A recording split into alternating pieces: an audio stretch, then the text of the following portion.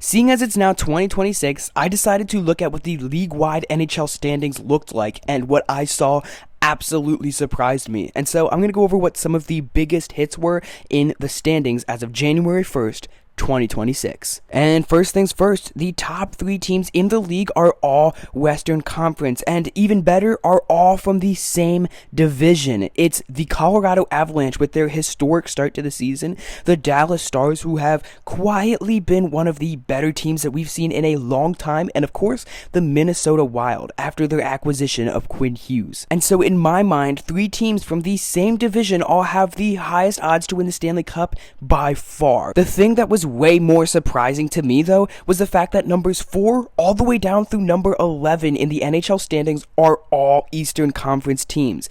And to me, this shows the big difference between the Western and Eastern Conferences this year. It's that the West has all the quality, but the East has all the quantity. And that makes this playoff race over here in the Eastern Conference so interesting, especially towards the end of the season, because anybody could make it, and anybody could go all the way to the Stanley Cup final or even win the whole thing. It's going to be so interesting over here in the Eastern Conference. Another big hitter is Buffalo, who was last place like a month ago, is now sitting above the Edmonton Oilers, who are sitting at number 1 in the Pacific Division.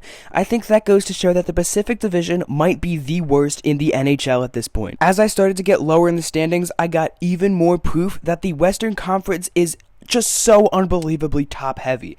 Sitting at number 19 and somehow still in a playoff spot, the San Jose Sharks. And I'm actually going to take a bit of a side tangent here to talk about how they've made a lot of improvement. I'm not against them being in the playoffs, but they're sitting at number 19 in the league. That's pretty crazy. Also, shout out to Macklin Celebrini while we're here. He's turned out absolutely incredible so far. I'll take the L in when I thought he wasn't going to be that great. He was just going to be good. He's turned into elite. So congratulations to him.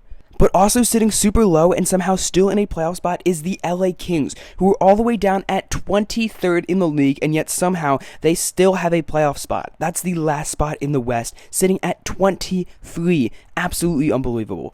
And let's put more perspective on how weak that bottom half of the West is. The worst team in the Eastern Conference, in the Columbus Blue Jackets, sits at 25th in the league right now. That means numbers 26 all the way through 32 are all Western Conference teams. That bottom half is just so unbelievably weak. Also, how did the Winnipeg Jets get so bad? They currently sit at the worst spot in the entire league and have the highest odds at getting McKenna in the offseason.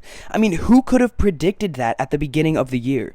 With all that being said, I think it goes to show that at the beginning of the year, we would never have predicted that by the end of the year, the NHL would look even remotely like this. This is absolutely insane.